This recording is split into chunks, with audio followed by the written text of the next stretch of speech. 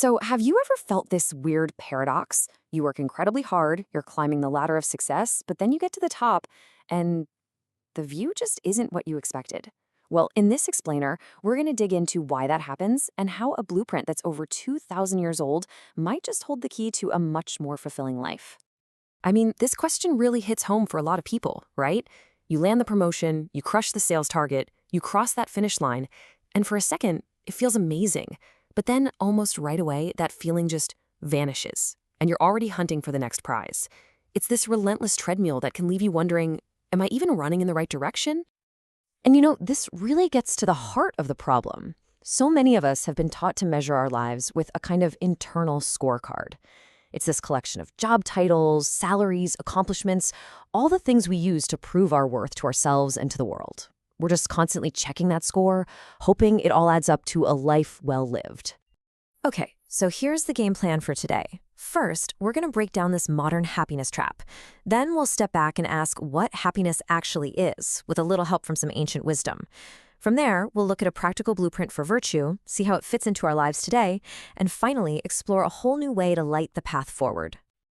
All right, let's kick things off with part one, the modern happiness trap. We've really got to take a closer look at this game we're all playing, this constant and frankly often exhausting race for success. The economist Joseph Schumpeter just completely hit the nail on the head with this one. The money, the status, the power, they're not just rewards. For so many of us, they're points on the board. They're a real, tangible index of success that proves we're winning. The biggest problem, though, this is a game that never, ever ends. And, well, this is where our obsession with scorekeeping can get a little dark. According to one study, working all the time isn't always about ambition. Sometimes it's actually a way to self-medicate, a strategy to run away from feelings like anxiety and depression. We just bury ourselves in that scorecard so we don't have to look at what's really going on inside. So if chasing points on a scorecard is a trap, maybe the problem isn't how hard we're working. Maybe the problem is the goal itself. And that forces us to ask a really big question. What is happiness, really? Seriously, what if this whole idea we have of happiness, that it's some destination you arrive at through achievement, is just wrong? The good news is we are not the first people to wrestle with this. The ancient Greek philosophers pretty much dedicated their lives to this exact question, and their answer completely changes the game. Okay, I've got a new word for you, eudaimonia. It's pronounced eudaimonia. Now, Aristotle used this word, but he didn't mean that temporary feeling of pleasure you get from a good meal. He meant something much deeper, human flourishing. And here is the absolute key. It is not something you get. It is something you do. It's the activity of living a good and virtuous life. And when you put these two ideas side by side, the difference is just wow. Our modern idea of happiness, it's all external. It depends on getting things. Aristotle's idea, it's internal. It depends on your actions and your character. One is a destination you're trying to reach. The other is the way you travel. One is measured by a scorecard. The other is measured by the person you're becoming.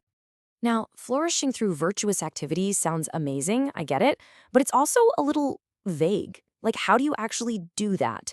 Well, that brings us to part three, a blueprint for virtue, and this is where it gets really practical. I mean, Aristotle makes it super clear right here in his own words. Happiness is an action verb. It's the sum of all your choices, your habits, your conduct. You don't just find happiness, you live it. You build it, moment by moment, with your actions in the world. So how do you act virtuously? Well, this is where Aristotle's genius really shines. He said virtue isn't about being perfect. It's about finding what he called a golden mean. He argued that every virtue is just the perfect balance point between two vices, one where you don't do enough and one where you do way too much. And finding that balance isn't something you're born with. It's a skill you have to practice, kind of like learning to play the guitar. Let's just take courage as an example, right? Courage isn't having zero fear. That's actually rashness, which is a vice of excess. And it's not being paralyzed by fear. That's cowardice, a vice of deficiency. Courage is the mean. It's feeling the right amount of fear for the situation and still acting the right way. And the same logic applies to all sorts of other virtues, like generosity, which is that sweet spot between being stingy and just being wasteful. Okay, so this framework is pretty elegant, but does a philosophy from 2,000 years ago really apply to our lives today? With our smartphones and remote work and everything else? Well, the answer is a huge yes, which brings us to part four. For Aristotle, this whole eudaimonia thing was not a solo project. He knew that we are fundamentally social animals. He basically argued that even if you had all the money and success in the world, a life without real, deep friendships would feel totally empty. Connection isn't some nice to have, it's absolutely necessary if you want to flourish. And get this, modern data totally backs him up. A full 70% of employees today say that friendship is the single most important part of a happy work life. Turns out, even in our careers, we're still just people who desperately need connection to thrive. So let's bring this all home. You can actually use this golden mean idea as a kind of diagnostic tool for your own life. Think about ambition. Is your ambition driven by vanity, the excess, or by a real desire to contribute something meaningful?